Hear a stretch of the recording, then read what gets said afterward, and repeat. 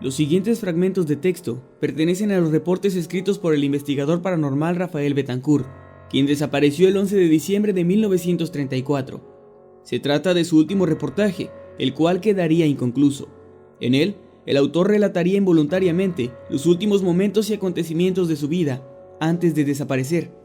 Estos escritos fueron encontrados más de 20 años después de su desaparición, dentro de un maletín de cuero, junto a su cámara fotográfica y otros objetos personales. Esta es la crónica de su último caso, el Pozo del Diablo.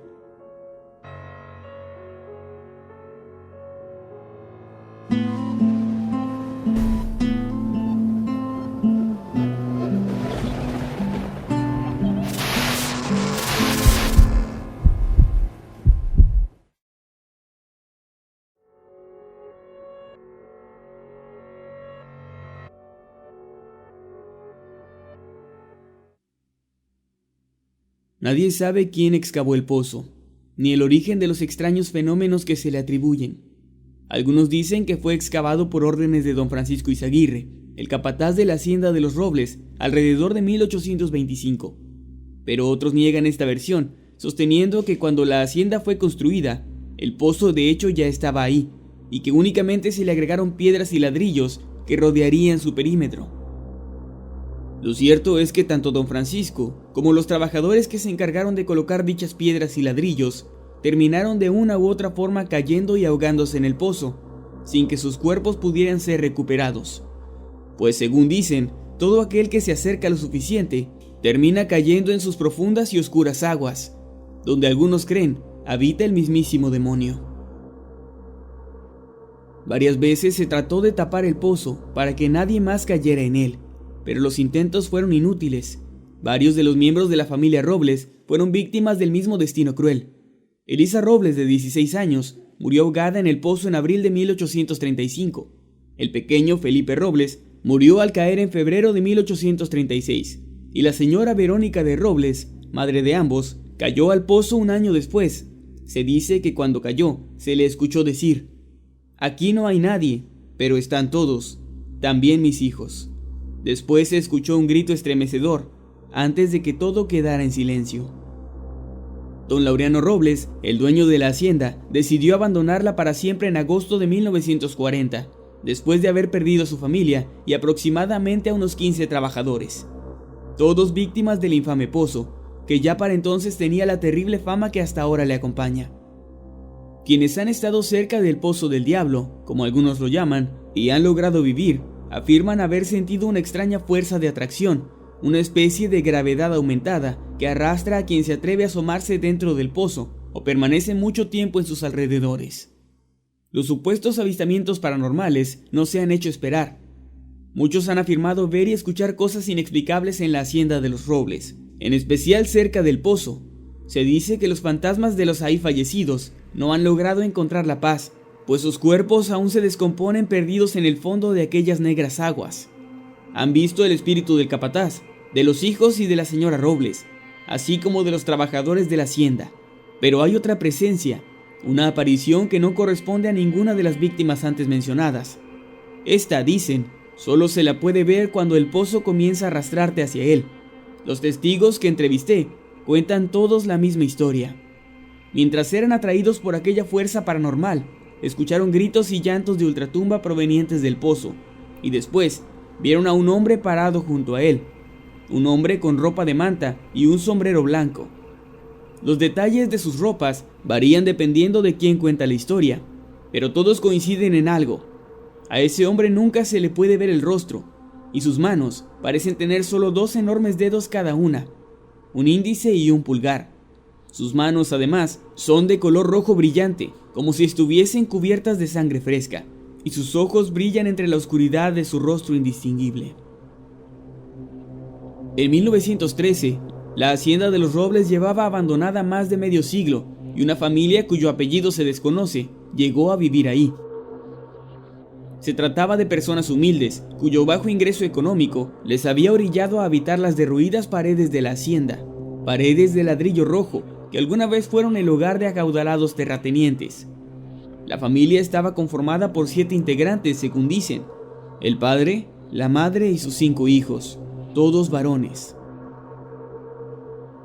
Solo 6 meses duró aquella familia habitando las ruinas de la hacienda, pues en ese corto periodo de tiempo, los 5 pequeños murieron cayendo al pozo. Los padres siguieron viviendo en el lugar por necesidad, pero una noche fría de enero abandonaron el lugar para siempre, pues decían que no podían aguantar una noche más en aquel sitio. Contaron que no podían dormir debido a que escuchaban los llantos y los gritos de sus hijos provenientes del pozo, así como las voces de otras personas. En una ocasión encontraron 5 pares de zapatos perfectamente acomodados alrededor del pozo. Estos pertenecían a sus hijos muertos. Dentro de cada zapato había una moneda de oro. Los padres de los niños tomaron el dinero y salieron del lugar para siempre. Desde entonces la hacienda quedó en abandono total. El camino poco a poco se rodeó de árboles y hierba hasta quedar prácticamente aislada, con la población más cercana ubicada aproximadamente a 3.5 kilómetros de distancia. El relato de esta familia sin apellido ha dado pie a creencias populares que indican que dentro de aquel pozo se encuentra un tesoro y que este solo se le dará a quien caiga en él y sea capaz de salir. Aún así, nadie se atreve a entrar o siquiera acercarse a la vieja hacienda. Atraído por su oscura leyenda, armado únicamente con una máquina de escribir y mi cámara fotográfica, he decidido investigar el misterio del Pozo del Diablo y convertirme así en el único investigador dispuesto a tomar el caso. Antes de dirigirme a la hacienda, me entrevisté con algunos habitantes del poblado más cercano, quienes me dieron detalles acerca del lugar y de cómo llegar. También me advirtieron que no fuera solo, ya que nadie se atrevía a acercarse. Por lo que pude escuchar, esta gente realmente le tiene miedo a aquel lugar, algo bastante típico en este tipo de leyendas. Sin embargo, mi escepticismo es muy grande.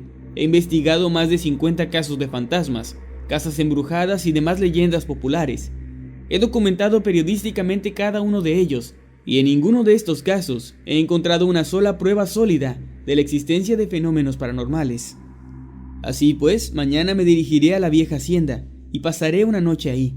Al día siguiente me acercaré al pozo y comprobaré si realmente existe esta supuesta fuerza paranormal que lo arrastra a uno hacia su propia muerte. Más importante aún, verificaré si las historias sobre ruidos, voces, gritos y apariciones son reales. Trataré también de tomar la mayor cantidad de fotografías posibles.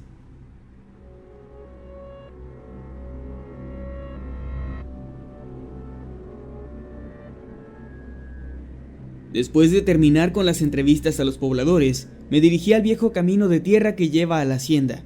Conduje mi automóvil hasta que el camino se volvió demasiado difícil para ir en coche, y tuve que continuar a pie.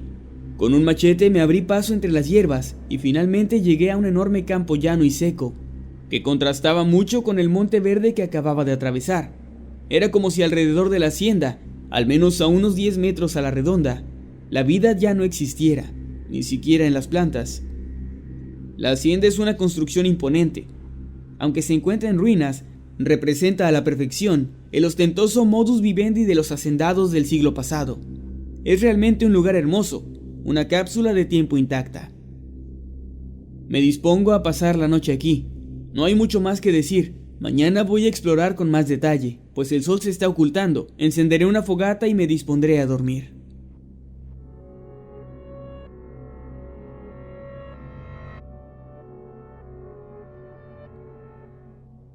Anoche escuché a estas ruinas llorar.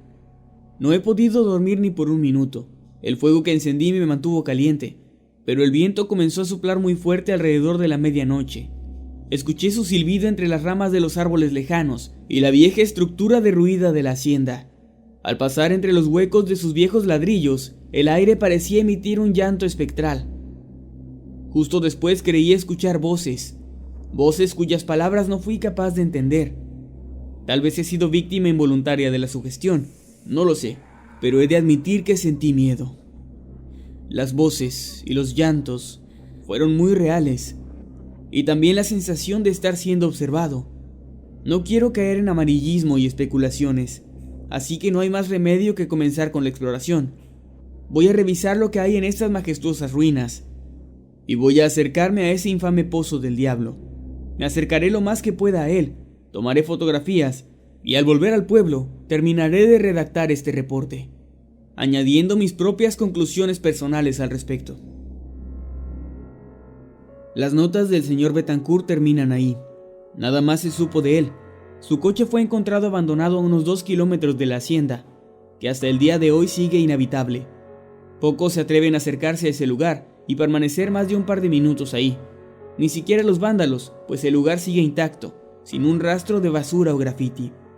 Los documentos, así como la cámara de Rafael Bettencourt, fueron encontrados por un arriero en 1956, mientras buscaba leña.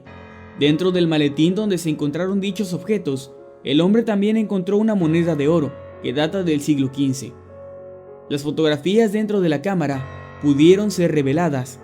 Todas ellas correspondían a la hacienda de los Robles y sus alrededores. Solo se encontró una fotografía correspondiente al llamado Pozo del Diablo. Quienes la vieron por primera vez no pudieron evitar sentir escalofríos.